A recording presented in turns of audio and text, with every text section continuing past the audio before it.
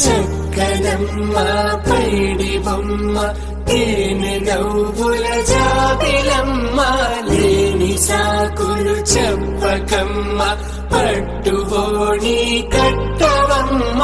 నాన్నయదపై నిన్నటిదాకా అల్లరి ఆటలు ఆడినా చిన్నారి తల్లి నేత భుజములు నేడు చీరలు మోయునా చెల్లో తురిమిన మంచి సంపంగులు